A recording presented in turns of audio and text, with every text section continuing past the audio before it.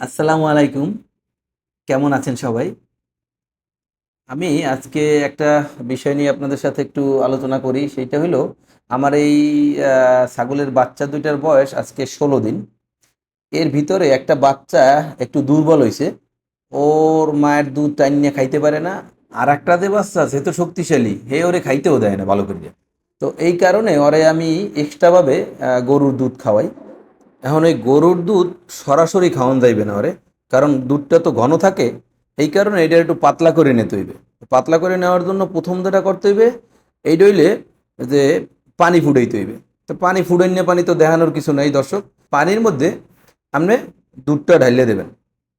দুধ ঢাইলে দেওয়ার পরে একটু সময় আর কি ওয়েট করবেন, হয়তো এক দুই মিনিট দুধ সহ পানিটা একটু ফুটাইবেন।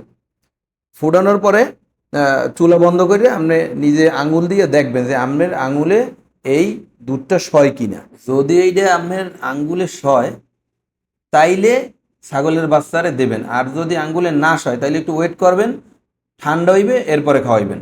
তবে এটার একটা পরিমাণ আছে, আমি আইতেছি পরিমাণের কথাটাই। এর আগে একটা কথা কইলেই, এটা যে এই ফিডারটা দেখছেন, এই ফিডারটা আসলে আমার মাইয়ার।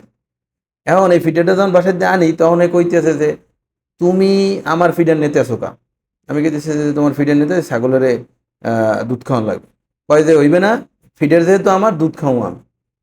তাই আমি গেলাম, আচ্ছা ঠিক আছে বাবা, তুমি খাওয়াবা, লো আমার লাগে। তো এই লেগে ওই আজকে দুধ খাইতেছে, এই ভিডিওটা করছি। ও দুধ খাওয়াইবে এই জন্যই আর কি। তো নিয়ম হইল যে একটা বাচ্চার বডি ওয়েটের 12% হইলো নিতে হইবে দুধ। তো আমার এই ছাগলের বাচ্চাটার বডি ওয়েট আইছে 3 কেজি। তো 3 কেজিতে আমি নিছি হইলো আপনার 3 × 36, 360 মিলিলিটার নিছি দুধ। আর যে পরিমাণ দুধ নেবেন তার 3/1 ভাগ নিতে হইবে পানি।